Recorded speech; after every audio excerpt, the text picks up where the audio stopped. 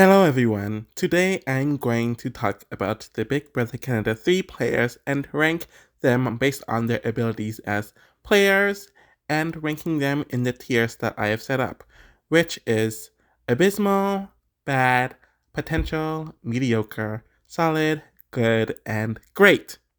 I'm not going to consider their placement within the season a bit too much, though it'll obviously be somewhat of a factor. I'm going to talk about the many different elements of their games that either shows why they are a good or a bad Big Brother player and what would work if they were on many different seasons. I'm also considering whether they benefited from a twist where they got into a good position when their gameplay didn't warrant it, or whether they were screwed by a twist where they are put in a bad position, whereas their gameplay and their skill set didn't warrant it. So I thought ranking BBCAN3 and the cast as players was hard, but this season completely took the cake. I switched around the order of many of the house guests so many times, and as I'm recording this, I'm still not very sure about a few people. Because there are so many twists in the season, there are many different ways that I had to analyze the gameplay of the house guests, where some of them heavily benefited from twists, so I kept on docking them. Others were heavily skewed by twists, which caused me to raise them. Some people benefited from twists and were screwed over by twists at the same time, so I had to deal with that. And then others thrived despite all the twists that were thrown their way. There was no Emmett or Annetta completely steamrolling everyone, so it made for a more interesting analysis. And I do think out of the three casts, gameplay-wise and potential-wise, this cast is the strongest. So it led for me to have a lot to discuss and to analyze. And it wasn't a complete steamroll, so it makes sense. Even without the twists, I don't foresee the season being a steamroll because of the caliber of players that were in the season. So I'm starting off with the Abysmal tier, and this is the worst of the worst, where I don't see any positives within their game, and they just played horrible outright, and I don't have much faith in them if they're ever on any other season, based on the skills that they displayed here. In 16th place, I have Cindy.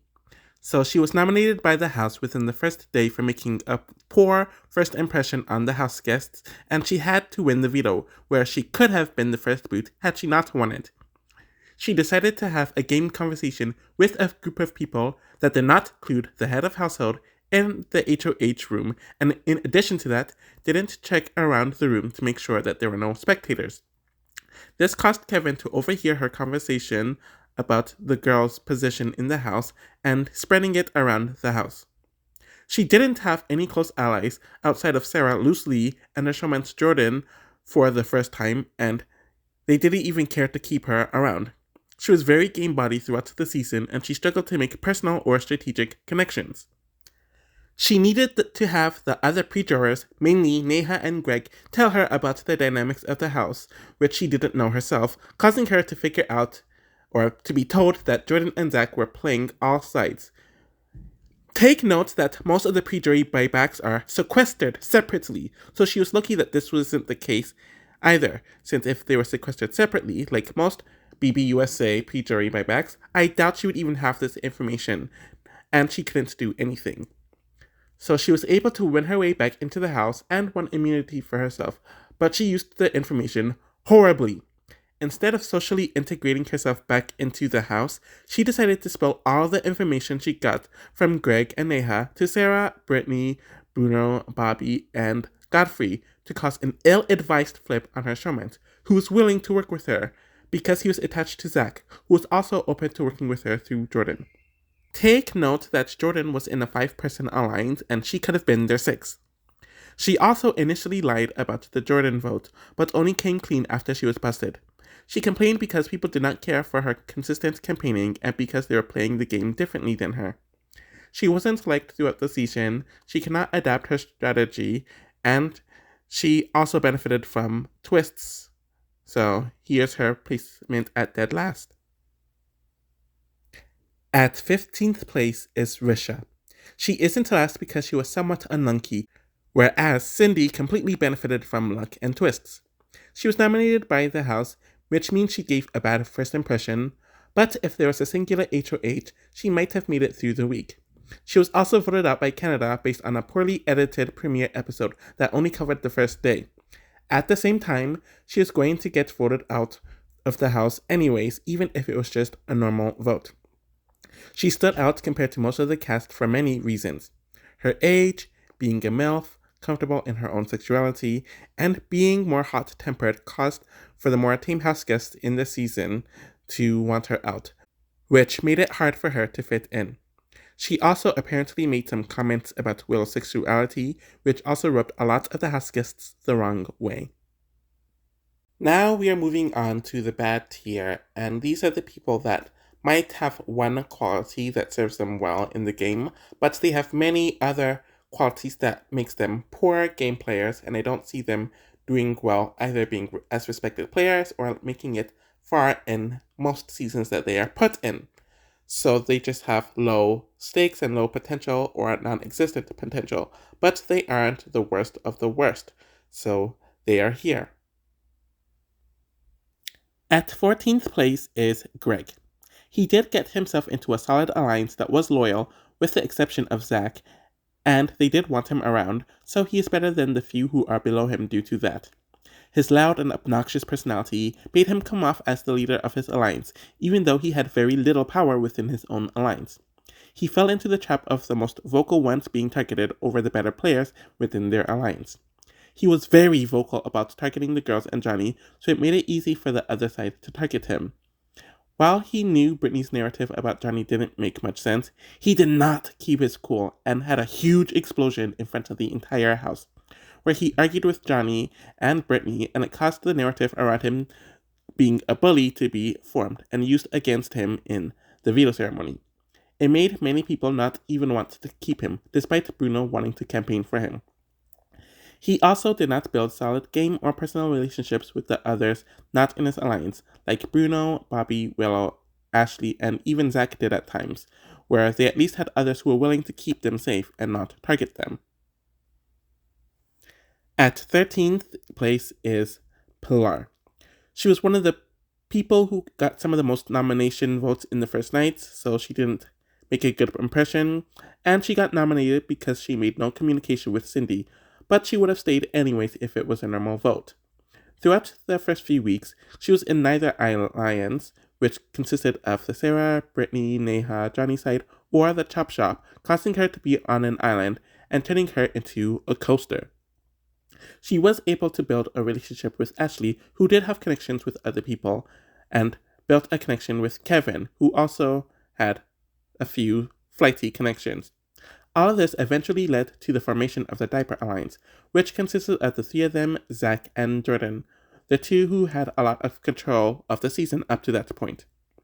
The house did not respect her whatsoever as a player, and she was a goat. Godfrey mentioned that he wanted to take her to the end, and so did a few other people throughout the season, like Ashley. She had no idea what was going on in the house throughout the season, and had no strategic bone in her body. What made it even worse is that she was somewhat led by Kevin, who wasn't much better in the strategic department compared to her. She made no moves on her own. Even in her own HOH, she was also kind of led by Ashley, and coasted off the strengths of her alliance. She also quit a few competitions throughout the season. Pilar is unassuming, non-threatening, and nice, so she would get dragged along in most seasons, but has no chance of winning. I also think that English being her second language and her moving to Canada a few years ago caused her to struggle in the game as well. The next tier is the potential tier, where these people who are either out early but showed some promise, they were screwed over by some sort of twist, or they are severely handicapped in what they could do. But I don't think they are bad players or good players, so they're in this weird middle area. At 12th place is Neha. I will say that I don't think she would ever be a great player, and I don't see her making a very deep run in the season, even without the instant eviction. She was very intense in the house that had common personalities, she had very little chill, and her social game was not one of her strengths. Apparently, Neha made a few comments about how she will do anything to win in front of the house and caused a lot of people to immediately target and side-eye her. The net comparisons also did her a lot of harm as well. Despite that, she did show a lot of potential in the short time she was in the house. She knew that Zach, Jordan, and a lot of the guys were full of crap, despite her working with the first two, and knew that they had more information than they were letting on. Neha also predicted the size of the house and was able to convince Zach, Jordan, and Kevin to work with her, but this all happened after she was already instantly nominated. If it was a normal week, she most likely makes it past that round and could have found herself in a good position as she got rid of her early target. She was able to make some strong bonds with people like Sarah, Brittany, and Johnny, who remained loyal to her, so she could bond with people, despite the things I mentioned about her social game earlier. I believe the plan that the pre-jurors came up with in the house to go after Jordan and Zach came primarily from her. And ending this placement at 11th is Johnny. Out of all the pre-jurors, even compared to the first two seasons, I feel like he did the least actively wrong, or was one of the few who did the least actively wrong, especially even on this list. He did overestimate some of his relationships with the others in the house, especially with Kevin, thinking that the latter saw him as some worthy ally or valuable ally. I've already mentioned that the entire situation was painful to watch, but it also seemed like he was not able to form solid bonds or game relationships with many of the others in the house, despite being close to Neha and Sarah and somewhat Brittany. Johnny did have some strategic reads and also knew that he had to sell the information that Sarah, the other nominee, was telling him so he could use for a campaigning tool, but he also made himself a huge target for the other side with winning the veto that sent Greg home. I see him doing well in other circumstances if he was on a few other seasons. With the mediocre tier, these are the group of people who I don't think are bad players, but I don't think they're good players either, or they can be very inconsistent in their placement, where I can see them doing well in some seasons or doing really poorly in other seasons, or if you put them in 100 seasons, they almost always make it to the midpoint, but nowhere else. They have some good strengths, but they also have some good weaknesses where it balances them out to the point where they're neither bad or good players. Or they just benefited a lot from twists. At number 10 is Bobby. Before this rewatch, I had no idea that Bobby came in with a set strategy and executed it pretty well. He wanted to come off as unintimidating and for people to think that he was not playing the game whatsoever, so he can go under the radar and just stick to one alliance. It's a pretty basic and standard strategy, but it works a lot more than it does with other strategies. And it works more than it doesn't on the house guests on average. The issue is, almost everyone saw through his strategy and knew that he was gaming a bit harder than he projected, with the veto lie in his last few weeks just proving it. His social game was okay.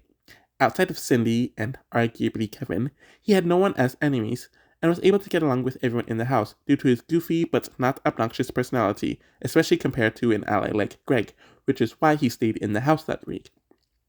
He did have connections with Brittany and Godfrey, but he did not use his solid social game to have more agency for himself, and he is a very tunnel-visioned player.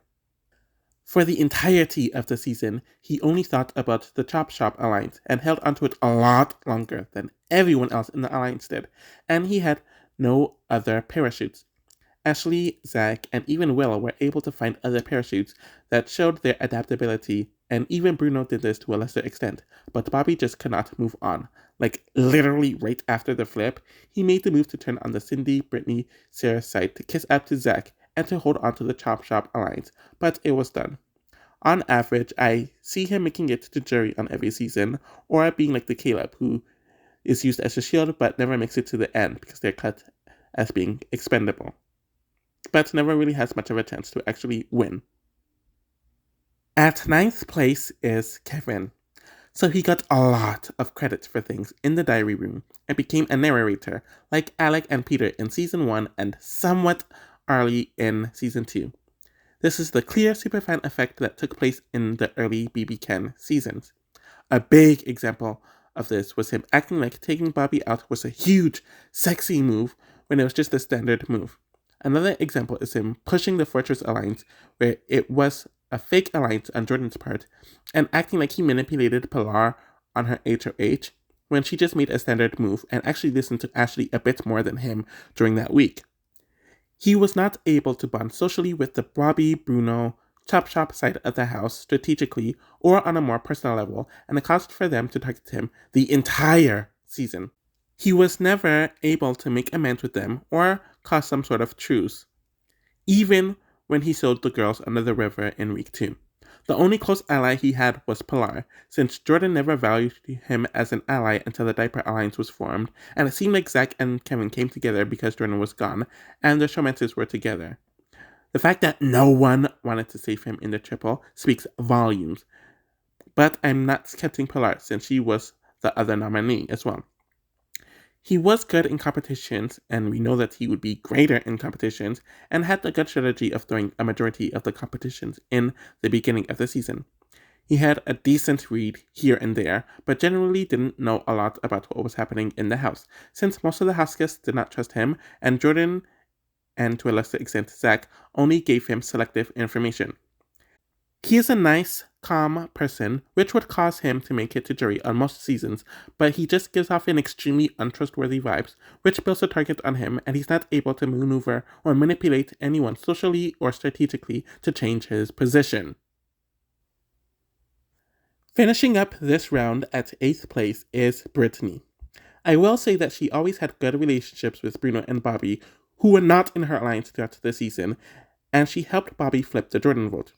At the same time, she did not utilize these relationships as well as she could have, though it did cause her to be safe on Bruno's HOH, and she did not speak game to most of the house guests, which caused the perception that she was Sarah's muscle and follower. She often made emotional moves when she was in power. She thought that Greg was the leader of the alliance, but that was mainly because he was loud and emotional, though targeting him was a good move.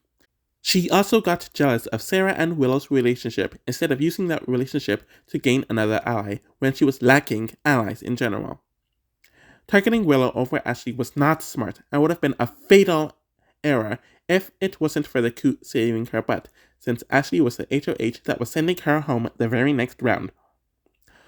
Also, targeting Bruno instead of Zach was another example of her making an emotional move, just because Bruno was annoying her more. Brittany was a huge beneficial of twists. Cindy, coming back with the information of the pre-jurors, was able to cause her to boot Jordan over Godfrey, which would not have happened otherwise. She was able to take out 2 people during the triple eviction, and last but not least, she was given a coup d'etat, where she was able to completely overhaul Ashley's HOH and replace both nominees, but saved herself from being a 7th placer. She was good in competitions, despite quitting the final veto, and was able to change the perception of her being a pawn/goat to being a serious threat to win, which is very hard to do in general, but she managed to do it. So the next tier is the solid tier, and these people have a lot of good traits that would have them do well in Big Brother on a regular basis, but they either came up short for some unforeseen reason, or their full potential to show greatness wasn't accelerated or shown throughout their gameplay, so they are here. Or they had too much luck or convenience to be in the good or great tier. At 7th is Jordan. He was able to play all sides really well for 4 weeks. He had game talks with the Chop Shop Alliance, despite never officially being in it, and was very close with the Sarah, Brittany, Neha, and Johnny side of the house, but I don't know if he would have been in some conversations if it wasn't from the influence of Zach. He had a great strategic read on the house and the dynamics of the house, especially in comparison to damn near everyone else during that point in time. He did throw many competitions since he wanted to appear weak and non-threatening, though it was very dumb for him to do so in his final week. The pre-jurors had to not be sequestered and share information with one another to come up with a plan for his game to fall apart. So he was twist screwed, and the person who came back, and Cindy, made a move that made no sense for her. This is one of the major reasons why he is this high. But there are some very noticeable flaws with his game as well, and some of them weren't even shown on the actual show. They didn't show any of this on the show because it would break the fourth wall too much, but he would regularly host podcast episodes on the feeds where he would have the entire cast talk about past BBUS and BBCAN seasons, and it revealed to the others how he saw the game and how he viewed the game, who from the past he respected / wanted to emulate, so on and so forth, which Bruno has mentioned in the years since, pertaining Jordan. And it also made it easier for people to see through him and Zach, since even before his final week, people noticed how close they were and how they were always in random corners and rooms together. We have to talk about his final week in the game. He and Zach got worried when Jordan ran into Zach's arms after the latter won HOH, like they blew some huge secret when everyone knew they were close. Jordan suggested to go on the block as some sort of disguise of their relationship, but it only fueled people to go after him, since everyone saw through them and their tactics, and it was called out several times throughout the weeks that he was Zach's number one's ally, so it incentivized him to go after him more. And he threw the veto while on the block. He was lucky to make it onto this tier, and he doesn't deserve to be any higher, despite having a lot of great qualities for the game. At 6th is the winner of the season in Sarah. The biggest strength to her game is that she was very social, used it to her advantage, and always went out of her way to either give an olive branch or to keep the lines of communication open with everyone in the cast on a strategic and personal level, which most people didn't do on the season. It made people see her motivations and that she was willing to give everyone a chance while making her game very visible. Many others just stuck to their groups and did not branch out, which played a part in their downfalls in the game. I think she's a mixed bag strategically. She did see that Bruno and his head of the house were never here for her, even after they booted Jordan. She did know that Zach and Jordan were not going to bat for her when Bruno was HOH, and she did know that she lost Kevin to the Diaper Alliance, so she had no issue turning and cutting them when she needed to. She also knew that she lost Jordan to Zach. At the same time, she had this entitlement about her at times where she wanted people to do things her way and for her, but could not handle it when they put their own interests first, and she would whine about it. She made the wrong choice in voting out Jordan, who was not targeting her for a while and wanted to work with her, over Godfrey, who she never aligned with even after this, and the same thing with saving Pilar, someone who never wanted to work with her, over Willow, and even Kevin, who actually wanted to work with her. Voting out Bruno over Zach was also a personal move that I already covered with Brittany, but it fits her too. She benefited from twists more than almost everyone else in the season. A returning pre-juror gave her an ally and gave her the information that caused her to not only vote out Jordan, but to work with the Bruno side of the house, which is something she wouldn't or couldn't have done on her own without this twist. And the biggest one is the coup d'etat, where Canada voted for her and Brittany to be in the have-not room to find it, and a cost for the alliance to make it to the final 4, instead of being split up at 7. And without this, she most likely doesn't make it to the end. She also didn't have much agency throughout most of the season, but was able to go under the radar compared to many of her allies, and did take out the quote-unquote player to beat in Zach on her HOH with no funny shenanigans or twists. I also think that because the house knew that Canada liked her via the coup, they were more incentivized to vote for her to win. But she was not in as much danger as people claim, and mostly does well in any season. And the final person in this tier is Willow. She is definitely higher than some of the others, since she was definitely twist screwed with being a victim of the first triple eviction. Unlike Kevin, she would not have been in danger had it been a normal double eviction, and this was her first nomination. She was aligned with the Chop Shop Alliance, but did not put all of her eggs in that basket, unlike Bobby, Greg, and even to a lesser extent Bruno, as she made connections with other people, like Sarah, that caused her to float for a bit. She even had good relationships with the Diaper Alliance, since she was the only other person that voted with them during the Jordan boot. She was not in danger for most of the season and was very well liked by the house, and like I mentioned earlier, she was twist screwed. Despite this, I don't know how she would have handled having any sort of power, and I don't know much about her endgame plans, or if she would have won a jury vote, though there were people stating that they were rooting for her. She has the personality and skills to do well in any BB season, but I don't know if she has the personality or skills to actually thrive to be excellent. And the final tier we are going to discuss today is the good tier. And yes, there is no one from the season that belongs in the great tier.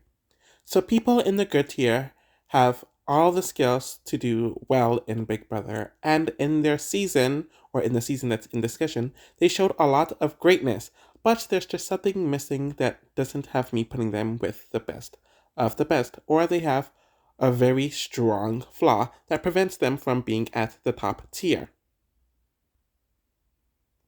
I mainly struggled with the top tier, and at fourth, I have Bruno. I initially had him at first, but then I changed my mind, and then I thought, no, he didn't deserve to be second, or someone else got bumped up, so then I moved him to third, and then right before recording, I moved him down to fourth. As you can see, I had a lot of trouble with the people in this tier, and even in the solid tier, but mainly this tier. One of the reasons why I changed my mind was that he was screwed by a twist, and I do acknowledge that since he did go home in the coup d'etat, but he was also spared by a twist, which is Cindy returning to the game and gaining immunity, and this happening after nominations had already been set, since it cost Zach to not continue with the plan to backdoor him. So it kind of balances Bruno out in this regard. It was clear that he was the brains and the strategic/social threat of the chop shop side of the house, especially since the likes of Bobby was too laid back and passive, and Greg is too loud/boisterous, while not being good strategically.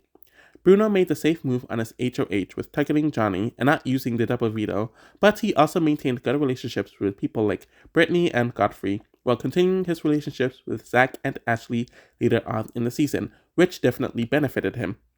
For most of the season, he played it too safe, like tossing Sydney, Brittany, and Sarah under the bus before the HOH winner was even crowned after the Jordan vote. But something changed in him during the triple, and he realized that he needed Zach as the shield, so he used the veto on him and planned to target Ashley in the final 7, just so Zach could be his. People in his position rarely do stuff like this, meaning using the veto on someone to be a shield, and there was a great sense of awareness that caused him to do so. Most of the jury was rooting for him to win, and he was a likable guy who fit in the younger house guests, meaning he fit in with the younger house guests, and could win a few competitions if he needed to. In general, he is a laid-back dude, but he gets way too paranoid at times, like suspecting that there's a girls' alliance that didn't exist to the point of vetoing Zach and causing conflicts with Sarah and Brittany during his final week of the house, which caused them to use the coup d'etat on him. The fact that he went home over Zach, someone who was deemed as Captain Canada and had a 3-person alliance in the final 7, also was one of the reasons why I brought him down, since there was no reason why he should have not stayed over Zach, and it was the people not in that alliance targeting him. Not to mention that he isn't the most adaptable person on the season, and tends to go with the broy guys by default, especially with how he torpedoed his relationship with Brittany during his last week, and that was a very beneficial relationship for him. A lot of the flaws that were not strong here would become stronger in his second season. The bronze prize of third goes to Zach, and I can't believe I have him here. For the longest time, I actually had him at the top of the solid tier, but then I had to reanalyze things, and I realized that he had a lot of things going against him, and he still thrived. So might as well get the flaws right out of the way. He played his HOH very scared as he backed out of the Bruno plan when Cindy came back, and he couldn't even put her up, and he clearly didn't have enough confidence in Jordan's relationship with her to pull her into the alliance.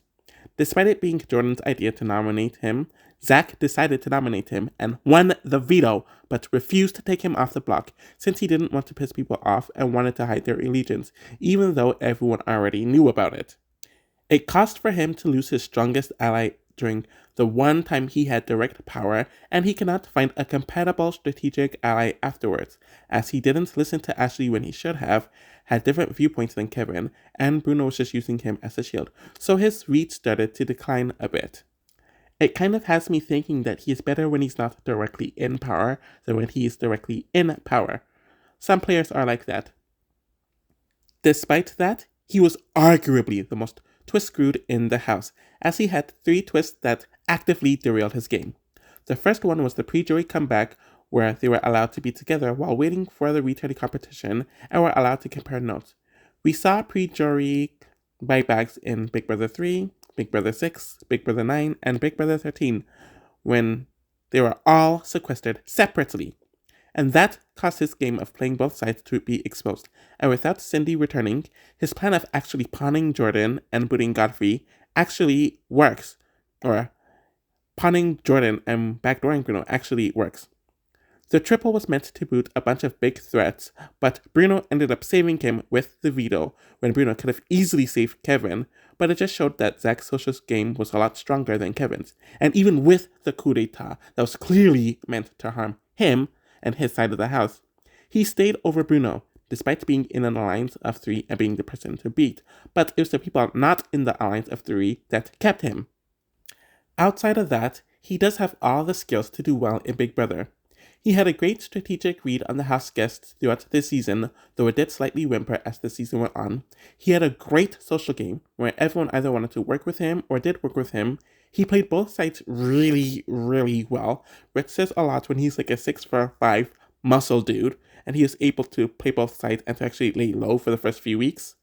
And people with his stature usually don't float. He kept his head low and his temper simmered, compared to people like Bruno, who just blew up and that caused him to go home. And he could win competitions when he needed to, while he did throw some competitions in the first few weeks, so he had some awareness as to when to throw and when to win. His biggest issue, outside of his HOH, is his lack of threat management, where the house was calling him Captain Canada as early as week 3, and quickly became the quote-unquote one person to beat, though his size and build didn't help that at all, and it most likely would have happened anyways. He would do well on damn near every season you put him on, and the twists actively ruined his game, or attempted to ruin his game, but he still came back and overcame it. That rarely happens for Big Brother players, and that's why he is here.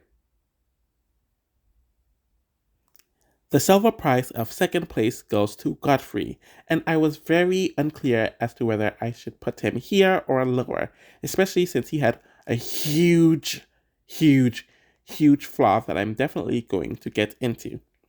He played a really strong floater, not a coaster, which people seem to like to confuse for a floater, game, as he made it appear like he was completely alone for the first half of the season, though having loose ties to Greg, Bruno, and Bobby, and wasn't doing anything, or that's what he wanted it to appear like.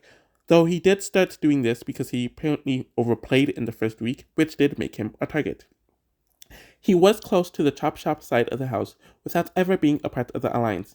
He ended up working, or somewhat working, with the Brittany/Sarah side of the house at several points throughout the season, like the Jordan vote being one of them, and when the Diaper Alliance needed him later on in the season.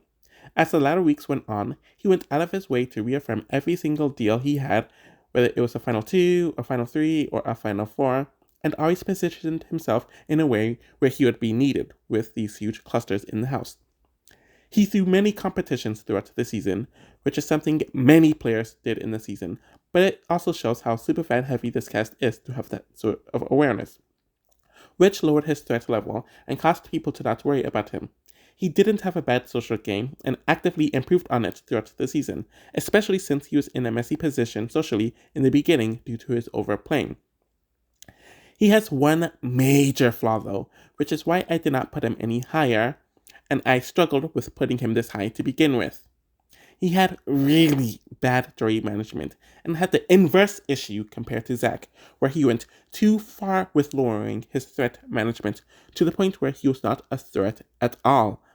Godfrey was very aware of what he was doing, unlike other goats, hence him being this high, and everyone saw through his strategy, but it came to the point that no one thought he did anything outside of sleeping all season.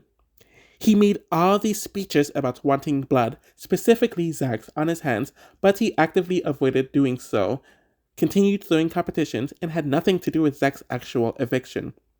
Apparently he wasn't much of a goat, since apparently he could beat Ashley, but that is still a bit iffy. He did not let the jury be aware of the game he was playing, which affected their perception of him. Also, with this being the most superfan-heavy Big Brother North American season, they were always going to want a winner who made moves, cut people, and got blood on their hands, so his game was never going to be one that the jury respected.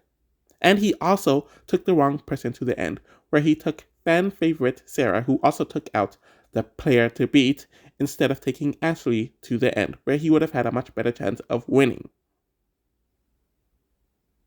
And the gold prize of first place goes to Ashley, and I cannot believe it.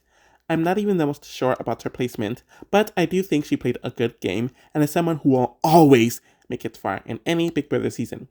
She was in the Chop Shop Alliance, and she was one of the only 2 women in it, and while she was loyal to the Alliance, she did not put all of her eggs in that basket, like Greg, Bobby, and even Bruno to a lesser extent did, and made other connections like Pilar and Kevin through Pilar that caused her to be in another alliance. There were many people in the house, mainly the Sarah, Brittany, and Cindy side, that perceived her to be carried by Zach throughout most of the game, and it affected how they saw her. I think one of her big flaws was never building connections with that side of the house until it was the final 2 weeks where it was too late. Outside of them, she had great relationships with people in the Diaper Alliance and also maintained relations with Bruno, Bobby, Willow, and even Godfrey later on in the season, so her social game was great and had many friends in the jury. I actually don't think she was bad strategically. I remember on the feeds, especially during the time where the Diaper Alliance was getting targeted and while they were starting to win out a lot, she had the best reads in the Alliance and gave them a lot of good advice about the moves they needed to make, but they, especially Zach, did not listen to her, which bit the Alliance in the butt. She had enough awareness to know that she cannot beat Zach at the end, was not taking him to the final 2, which she apparently told him, and her best bet was with Pilar, something many showmances don't do, and she was also planning to bring Godfrey to the final 3 as well. She was able to win out when she was in danger from the final 6 to the final 4 and was negatively affected by the twists.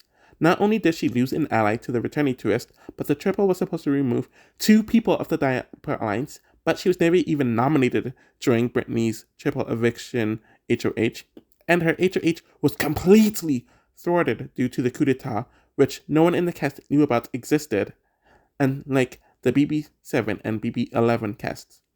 In general, she made less mistakes than everyone else, was a threat to win, and had good endgame planning, which is why she is at number 1, though even she isn't as high as someone like an Emmett or a Netta, or even in their same tier.